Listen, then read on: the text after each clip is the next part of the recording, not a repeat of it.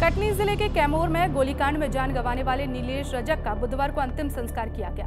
वहीं नीलेश रजक के घर प्रभारी मंत्री उदय राव प्रताप सिंह पहुंचे और उन्होंने परिजनों से मुलाकात कर आरोपियों को कड़ी सजा दिलाने की बात कही। उन्होंने कहा कि संरक्षण देने वालों को भी छोड़ा नहीं जाएगा। मंत्री राव ने मीडिया से चर्चा करते हुए कहा कि जो इस तरह की वारदात हुई है ये बहुत निंदनीय है और इस मामले में जो दोनों आरोपी हैं उन पर कड़ी कार्रवाई की जाएगी। जो भी इन आरोपियों को संरक्षण दे रहा है उसकी भी जांच कराई जा रही है और उन्हें भी जेल में भेजा जाएगा। और चिंता का विषय है, ये इस बात से प्रमाणित होता है कि माननीय मुख्यमंत्री जी ने स्वयं संज्ञान लिया। मैं लगातार प्रभारी मंत्री के नाते जिला प्रशासन के संपर्क में था, विधायक जी के संपर्क में था। माननीय मुख्यमंत्री जी ने स्पष्ट रूप से जिला प्रशासन से और हम लोगों से भी कहा है जाके मौके पर जाकर परिजनों से मिलें और जो सख्त से सख्त कार्रवाई होगी वो हम करेंगे। दोनों अपराधी गिरफ्तार हुए हैं, उनकी मदद करने वालों पर भी कार्रवाई होगी। पूरी इसकी बहुत निचले स्तर तक जांच कराएंगे और आप निश्चिंत रहें, जो भी दोषी हैं इसके पीछे चेन भी होगी तो उस चेन पर भी पुलिस प्रशासन काम करेगा कि इसके मूल में आखिर इसकी शुरुआत कहाँ से हुई है। किसी भी दोषी को बख्शा नहीं जाएगा। जो एक घटना इस तरह की हुई है इसकी पुनरावृत्ति ना हो, इस बात की भी चिंता प्रशासन करेगा। और माननीय मुख्यमंत्री जी के नेतृत्व में बिल्कुल स्पष्ट संदेश है, मध्य प्रदेश के अंदर किसी भी किस्म की नाजायज़ गतिविधि को ना तो पुलिस बर्दाश्त करेगी ना सरकार बर्दाश्त करेगी और अनैतिक गतिविधियां करने वालों को दंडित भी किया जाएगा। उनके खिलाफ कार्रवाई भी करेंगे और कार्रवाई भी ऐसी करेंगे कि समझ। वहीं इस मामले में विजय राघवगढ़ के भाजपा विधायक संजय पाठक ने कहा कि इस मामले में उन्होंने प्रदेश के मुख्यमंत्री मोहन यादव से बात की है और इस मामले में 2 आरोपियों के अलावा जो भी दोषी होगा उन पर भी कड़ी कार्रवाई की जाएगी। ये वारदात एक महिला के साथ छेड़छाड़ से शुरू हुई थी, जिसे रोकने के एवज में नीलेश रजक की गोली मारकर हत्या कर दी गई है। संजय पाठक ने यह भी कहा कि इस मामले में पुलिस द्वारा जांच की जा रही है और जो 2 मुख्य आरोपी थे उनका पुलिस ने शॉर्ट एनकाउंटर किया है और जो भी इन्हें फंडिंग कर रहा है उन पर भी कार्रवाई तय है। देखिए, बहुत हृदय विदारक और दुखदायी घटना थी कल हमारे कैमूर में जो घटित हुई। एक बच्चियों की इज्जत बचाने के लिए, उनकी छेड़खानी रोकने के लिए नीलू रजक का विवाद हुआ और नीलू रजक को सकरम नाम के लड़के ने खुली चेतावनी देके मार दिया, बीच सड़क पे गोली मार दी उसको। लेकिन ये भारतीय जनता पार्टी की मोहन यादव जी के नेतृत्व वाली सरकार है। हम लोगों ने पहले दिन तय कर लिया, जैसी खबर लगी ऐसी कायराना हरकत करने वाले जो पीछे से आके गोली चला के और हत्या कर रहे हैं और लव जिहाद के पीछे और छेड़खानी लड़कियों के पीछे, इनको बख्शा नहीं जाएगा। कल मेरी माननीय मुख्यमंत्री जी से बात हुई थी, उन्होंने आश्वस्त किया था कि हम इससे सख्त कार्रवाई करेंगे। मैंने उनसे आग्रह किया कि भाई साहब इनके साथ भी वैसे होना चाहिए जैसा इन्हें किया है, इनको छोड़ना नहीं है और 24 घंटे के अंदर करना है। तो माननीय मुख्यमंत्री जी ने आश्वासन दिया था और पूरी पुलिस प्रशासन लग गया और 24 घंटे के अंदर वो मिल भी गए। लेकिन उनका दुस्साहस देखो अकरम खान जैसे अपराधियों का, कि उन्होंने पुलिस तक के ऊपर फायरिंग की और मुठभेड़ में वो घायल हुए। और हमने माननीय मुख्यमंत्री जी से आग्रह किया है कि ऐसे आपराधिक प्रवृत्ति के लोग जो आए दिन अपराध करते हैं, गांजा बेचते हैं, स्मैक, ड्रग्स, कोकीन, एमडी क्या क्या होता है वो सब अपराध यहाँ पे करते हैं और खुलेआम हत्या करते हैं, ऐसे लोगों को बिल्कुल भी बख्शा ना जाए जो बेटियों की इज्जत के साथ भी खिलवाड़ करते हैं। तो इनके मकान को भी ध्वस्त किया जाए जिस जगह ये रह के सब अपराध घटित करते हैं और विभिन्न प्रकार के धंधे चलाते हैं, अवैध धंधे चलाते हैं। सबको नोटिस दिया जाए। सब सरकारी ज़मीन पे अवैध निर्माण करके और अवैध धंधा कर रहे हैं और बाहर से लोगों को ला के यहाँ पे परीक्षा देते हैं और उल्टी सीधे काम करते हैं। मुख्यमंत्री जी ने आश्वासन दिया है कि इनको भी नोटिस देकर इनके सबके मकान गिराए जाएंगे और इनको वहाँ से बिल्कुल बाहर किया जाएगा और उनको नोटिस भी आज प्राप्त हो चुका है। वहीं मृतक नीलेश रजक की पत्नी और मां का बयान भी सामने आया है। पीड़ित परिवार ने आरोपियों पर कड़ी कार्रवाई की मांग करते हुए इंसाफ की गुहार लगाई है। शेयर किया होगा कुछ बातें, क्या बात उनको शूट करने की धमकी मिली थी कि मैं नीलेश रजक को गोली मार दूंगा क्योंकि वो लव जिहाद को रोकना चाह रहे थे। पुलिस कंप्लेंट हुई, फिर उसके बाद डीएवी स्कूल में वो बम फेंकने वाला था लड़का।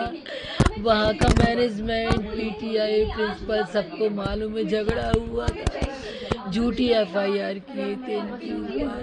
उसने तभी बोल दिया था नीलेश रजक को मैं गोली मार दूंगा, बोला था उसने। नीलेश जी कहाँ गए थे जब ये घटना हुई? अपनी बेटी को लेने डीएवी स्कूल गए थे। मैं स्कूल में थी तो बच्चे को लेने वो ही जाते थे। आरोपियों का एनकाउंटर हुआ है और क्या मांगे आप लोग? अभी तो टीआई और मुंशी भी शामिल है उसमें। सबसे बड़े देशद्रोही तो वो ही है जो मुस्लिम को पनाह दे रहे थे, कमीशन खा रहे पूरा सब, तो नशे की सब कमीशन आ रहा। उसमें एक और शामिल है, एक लड़का का और एनकाउंटर अभी बाकी है उसमें। क्या नाम है उसका, रिजवाना के भाई का क्या नाम है, आरिफ जो एडवोकेट है, पूरा रचा कचा साजिश सब उसी का है, षड्यंत्रकारी है, उसी ने सब प्लान किया है। अकरम इतना रिच नहीं था, उसको कहीं से फाइनेंशियल सपोर्ट मिली है।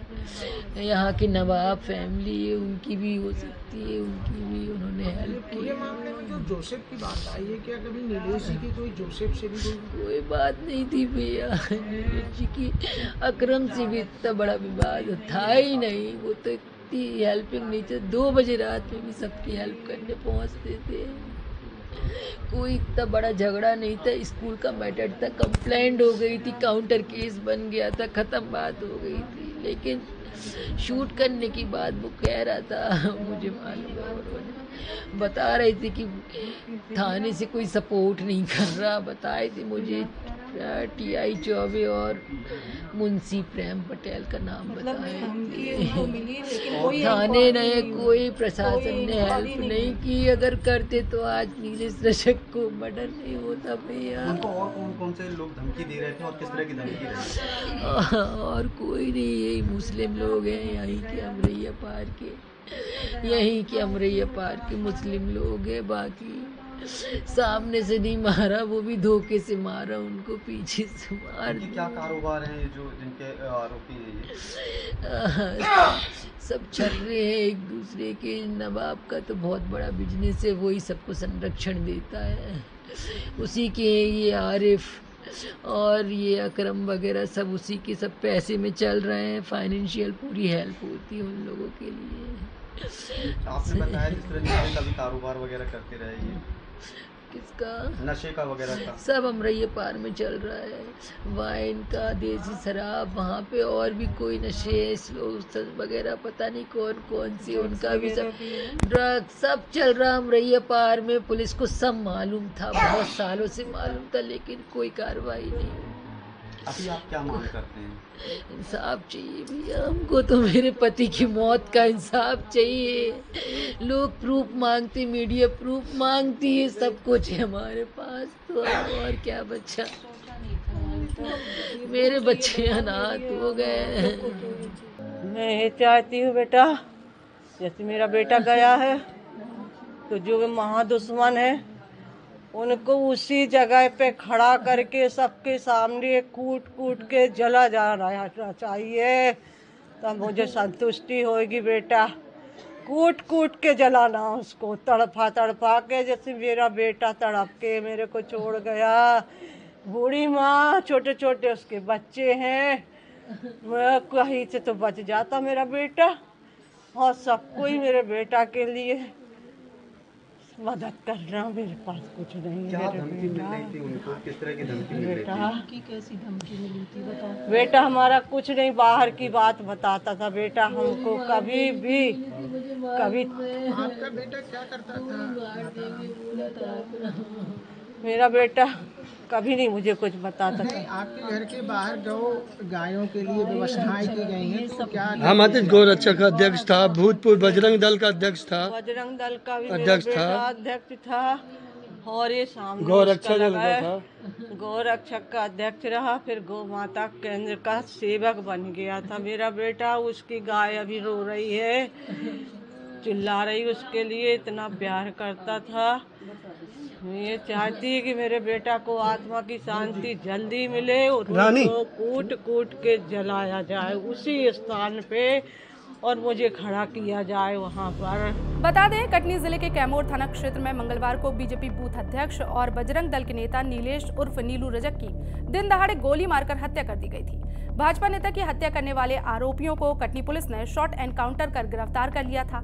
शॉट एनकाउंटर के दौरान आरोपियों के पैर में गोली लगी थी, जिसके बाद उन्हें इलाज के लिए जबलपुर में भर्ती किया गया था।